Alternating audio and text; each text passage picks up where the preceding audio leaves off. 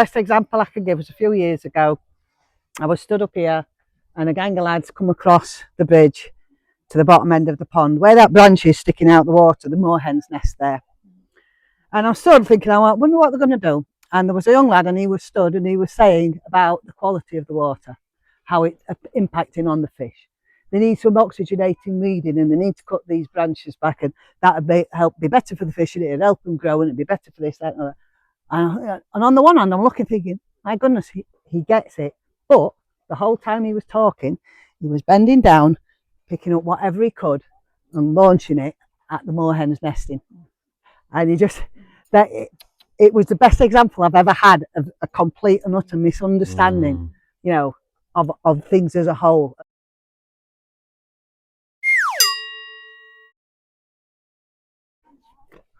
One of my favourite photos of the spa was found a couple of years ago by a friend of ours. Went to an antiques fair or something, and it was a postcard, but luckily I've been able to blow it up.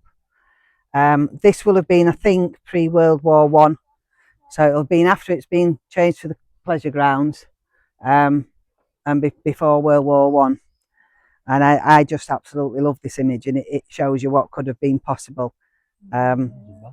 Yeah, the balcony. There are later photos of that which are really quite terrifying, but at that point it was quite good. Where the bird feeder is, that's in the base of one of the poles, and the other pole is still there, in the garden.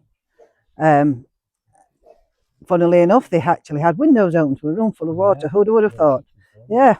And I love this glass frontage. You've got a boat from the boating lake and a small child from a horror film. You know, it's got it all going on. I absolutely love that image. Yeah.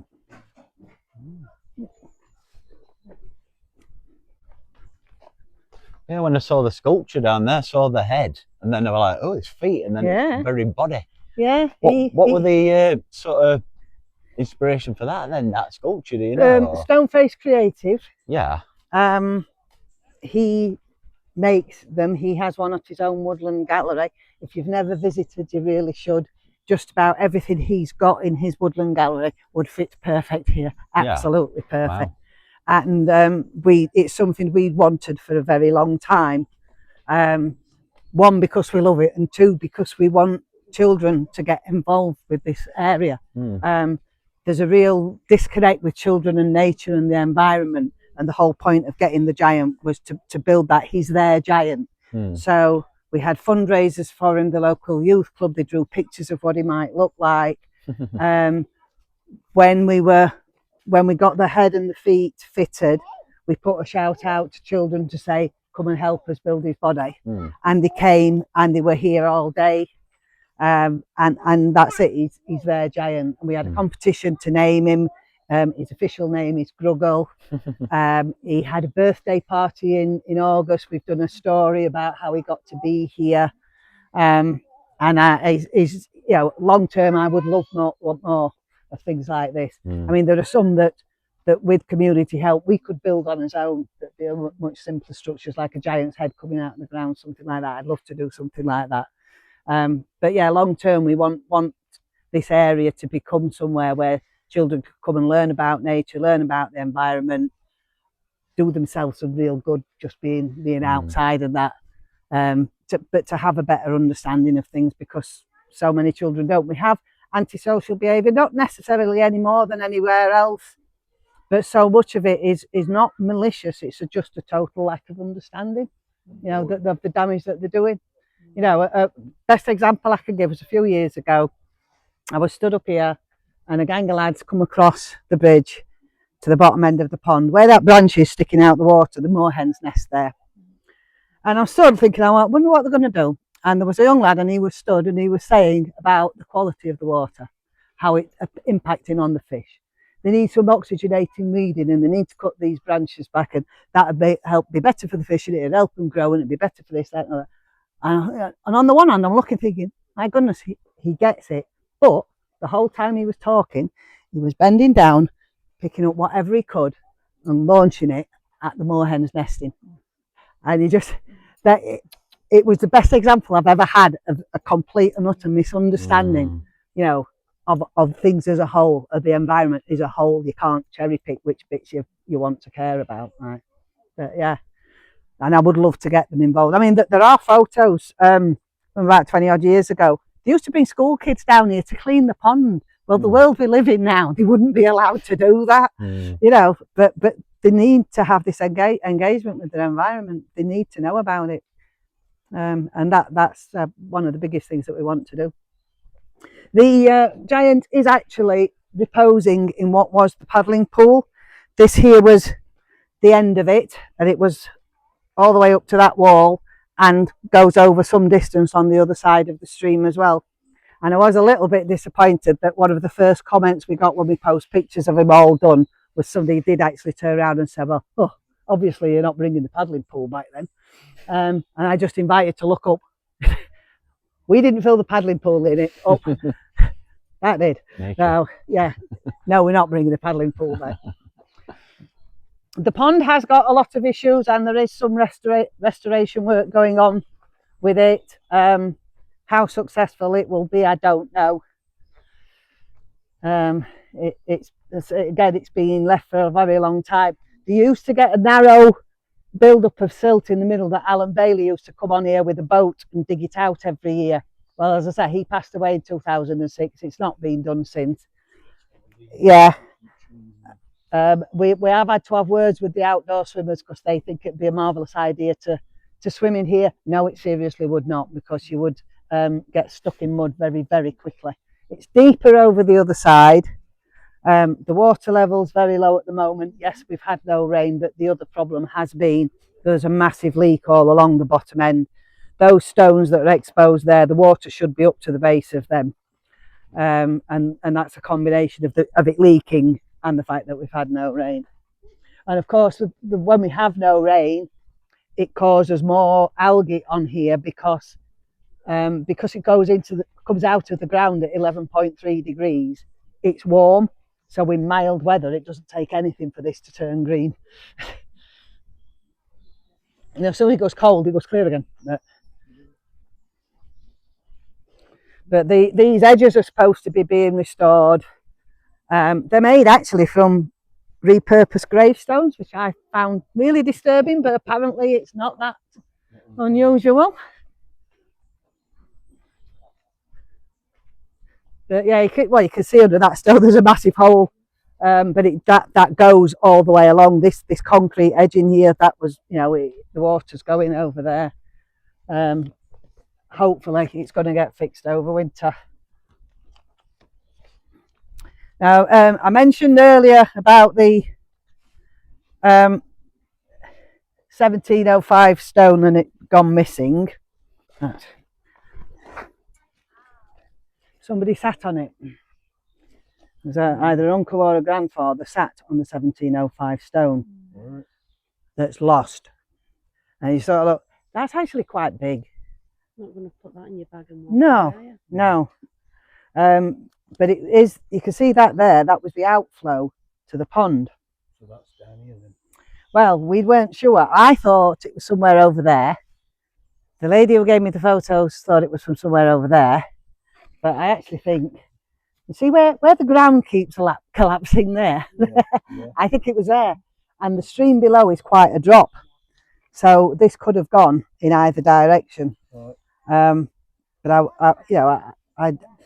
I've heard various stories, but I just can't see that anybody would gain anything by trying to take it. And if they smashed it up to take it, that just is stupid. Is it a stone or is it? That stone, the top is metal. Yeah. Yeah. Looks like almost as though it's a sluice. Yeah. Yeah. From the back there was a pipe and it dropped down to the water. But as I say, it was a photo that was at a weird angle, so you couldn't really gauge the size of this stone until we got that photo.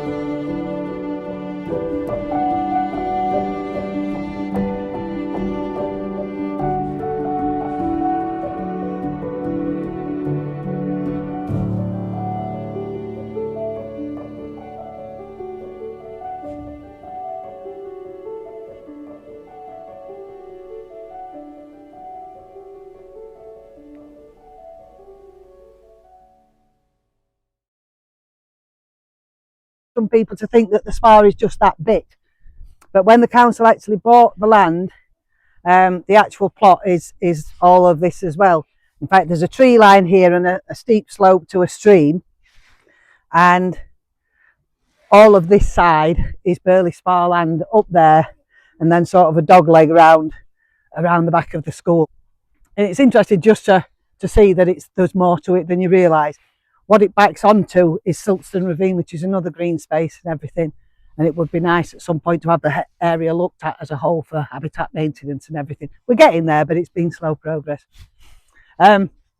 Always point out to people when we get to here, Birley Spa used to have a football team.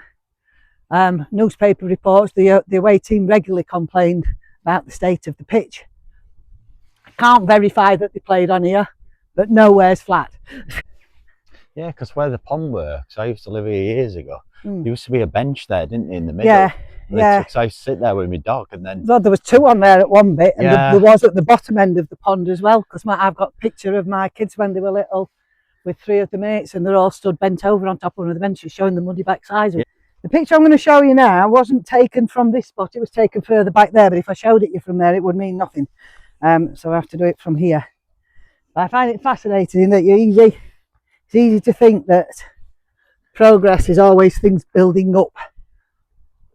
And this actually, to me, it's fascinating, but that's just me. When I first got this photo, what I liked most was that it showed the tennis court, and it showed the pavilion, which was a bit of disappointment to me, but that's another story. But long term, what fascinates me with this photo is that there is St Mary's Church at Handsworth. And that was the view in 1955, and that's it now. And you would imagine, to me, your thing of change over time is built up, whereas all that you can see is green. Yes, there's two very busy main roads in the middle of all that, but I think that's quite remarkable, really. One of the things I like with the spa as well, that I don't drive, so going out into the countryside is quite difficult for me.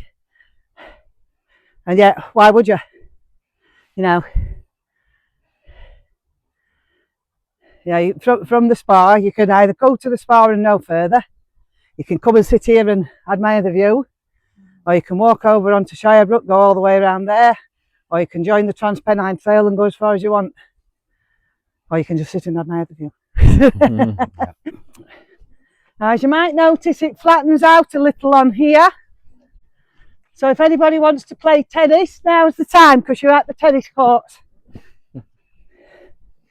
Now you'll notice here, there's a raised area. At the end of this little block, there's some trees that are squeezing the life out of some steps. On the top of there, there's remains of a hard standing and paving, and that is where the pavilion was. As I say, it was a bit of blow initially to see photos of it, because I'd found adverts for entertainment at the spa. Yeah, there was somebody playing an organ and Locarno's performing Pigeons and Dogs, and I thought, well, where did these pigeons and dogs perform? And Marie, the little girl who used to live here, said, oh, there was a pavilion. So I got terribly excited, and then I saw a picture of the pavilion, and my excitement disappeared. Yeah, wasn't quite what I'd got in mind. But this photo ended up proving quite interesting, because the wooden bungalows that I've mentioned, don't really know much about them. I haven't got any proper photos or anything of them. And a while ago we were sweeping leaves on the front of the building, and a gentleman appeared walking with two sticks, told us he was nearly 90, he hadn't been down here for 70 years, he grew up on a small holding, a field and a half that way, the best directions I've ever been given for anything in my life, and that it had been the making of him, and he left at 17 and joined the army. Nice to see that the building was still there, nice to see that there was stuff going on, and I thought, oh, you're a little bit older than Marie and David, you'll have better memories. Right, tell me everything about the wooden bungalows. What are you on about? there were no wooden bungalows. I said, I can show you there were. No, there weren't. I says, honestly, there were wooden bungalows. I have accounts of people who lived in them. He says, they were not wooden bungalows. They were converted train carriages. And all of a sudden, the pavilion looks rather different. Yeah. And we've had a train buff come who confirms they absolutely are. And as with everything to do with the spa, why? How? No idea. No idea. So that's another mystery yet to be solved. Yeah. And that is how you get drawn into history, to be honest, I think. Because every time you find something out, you find another 10 things you need to know about. Now, on here, we're walking through the tennis courts. You could really make them out at one point in time. Google Earth, you could do a time hop thing at one point, and you can go back on that and see them quite clearly. The ground here has got a reddy tinge to it, and you can see little flecks. It was red shale that was the surface of the tennis courts. And they used to play for the cup here, and I was contacted by a lady who gave me those photos of the tennis courts. They used to play for this cup every year, and it hasn't been won since 1937. Turns out it's not been won since 1937 because she's got it. Yeah. But again, in newspapers, they used to report on the tennis matches here. Yeah. You know, it was popular. Two wonderful Rottweilers that can put on a fantastic display of going to kill you. They don't go for us. And you don't need to worry about them because they're actually lovely, and I know them by name, so I can shut them up quite easily. But their daughter has a dash hound who thinks he's a Rottweiler, and he got out last year just as we were walking down that thing, and he was going to kill us all. And then he realised that, well, no, he then realised that the others couldn't. They were a lot bigger than him. They couldn't get through the same hole. And so his mum come out and said, "Get back in there!" And that was that. Yeah. Yes, bless him. But now they're lovely. As I said, they don't sound it. I think we heard them before, actually. Yeah, they can put on quite a thing. Quite a thing.